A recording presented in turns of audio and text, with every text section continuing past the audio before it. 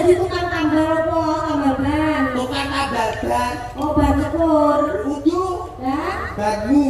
saya Ada iki yo ban sepeda kuwi. Dadine jaman rikala semono durung enek toko-toko sing istimewa kaya saiki wong tambal ban ki laku. ban kayak apa sih medeni? Yo kabeh ban kan lindhe sing bakal medeni to. Ban sepur yo medeni.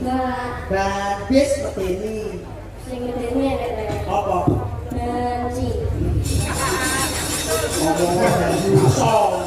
Aku dingin, aku birak-birak kok. Anu lho Mbak Eka karo Mas Gareng.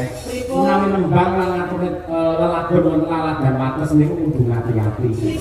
Mriki niku daerah yang berbudaya. Paguyuban karawitan menika kathah sanget gamelan niku nganti petang set. Menika dipun bimbing, dipun bina sinau sareng-sareng kalian Bapak Susilo Budi. Nah, Sekolah. nggih, guru. Nggih. Mau sore ya wis tari-tarian. Nggih. Kula mujudake dadi tetemen ya Le. Anu Mas. Keluarga kepates jenengan kene keluarga sing budaya. Ora ninggalke marang seni tradisine. Tetep diuri-uri lestari lan urip ana ing wates kene. Lah men komplit Mbak niki panjenenganipun Bapak Susilo dipun aturi minggah wonten pepanggungan. Nggih. Nggih. Monggo jenengan ngaturi nggih. Bapak Susilo Budi. Susilo Budi dengan tari bau baik. Pak Susilo menika mboten ngira-ngira raos hormat kula dhumateng panjenengan aturan dengan tindak wonten ing pepanggungan Pak Susilo. Dipun sekoti nggih. Nggih, pelok barang main anu kersanipun sinom pelok barang nggih. Tasih lenggah nggih Pak Susilo nggih. Taksih to Pak Nggih. Monggo ketoprak Mas. Ya, serpake pelok barang. Duduk.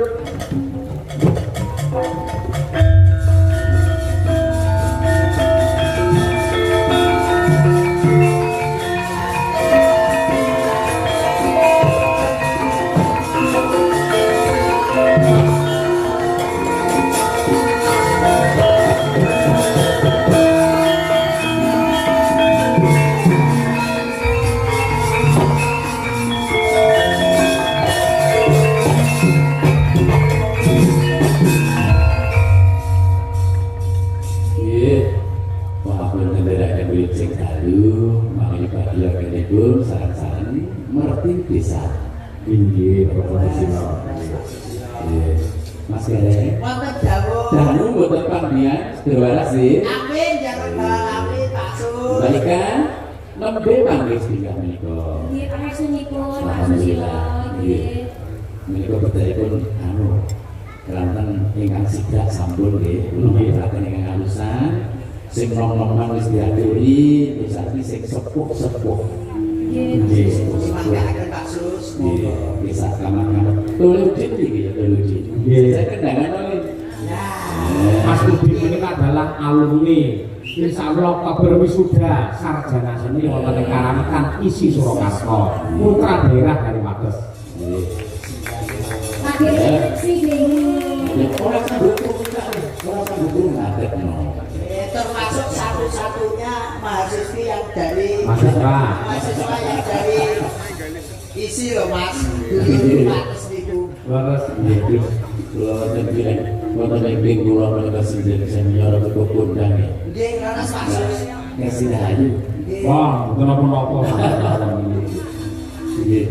Nggih, mungkin langsung double enggak hukum Mas nggih. Ora enggak nggih. Biasane dundun obat. Nggih, karena Pak Sus. Nggih. Saged dipunwiti?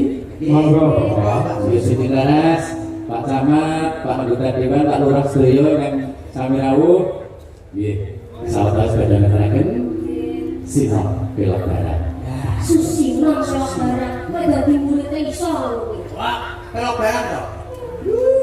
Iso. Ulas. Langsung mboten. Oh, bolong iku nggih menurut saya nggih Pak Sus nggih. Nggih. Dengan rumiyin kan nggih ngasta wonten sekolah. Nggih.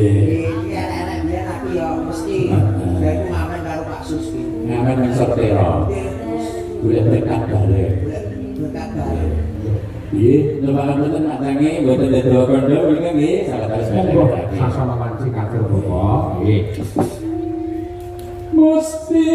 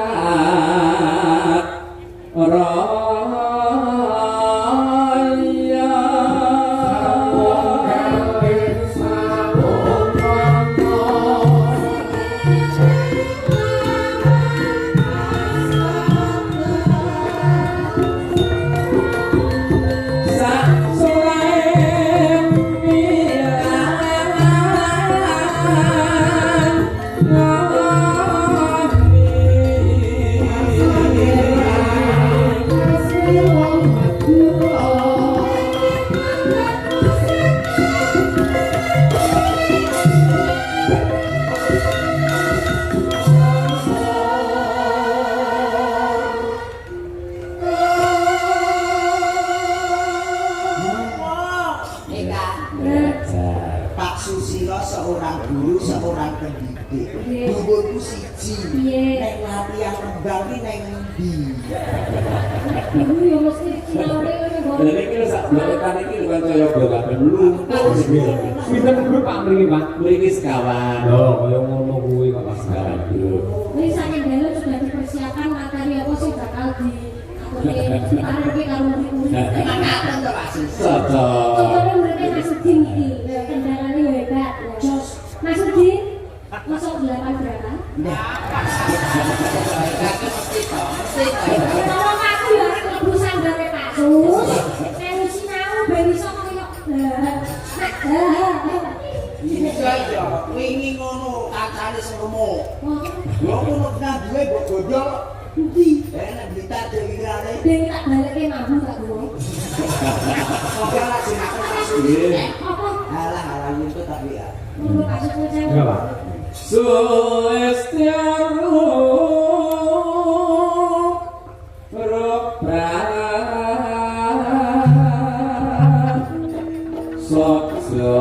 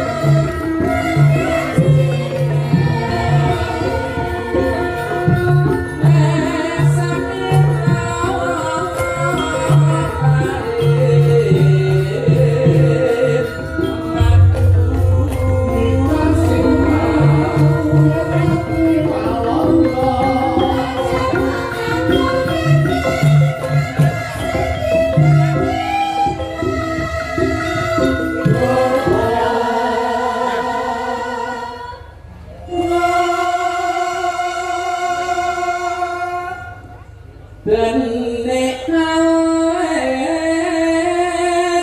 mung duwe Jogja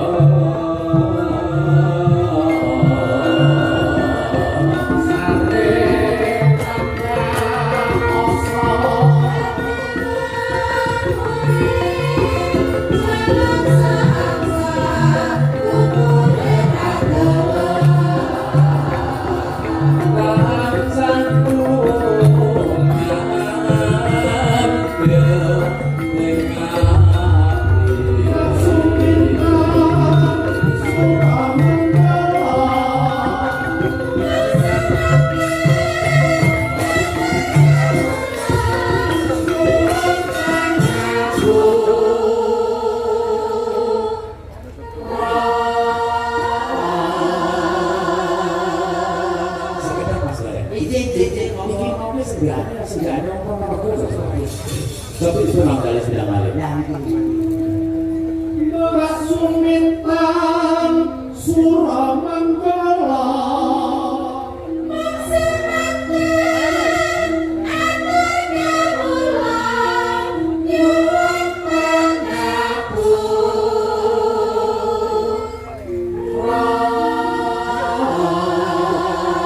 Ini jelas enggak Ponorogo Sumintan. Nggih. Suminten stres. Paksi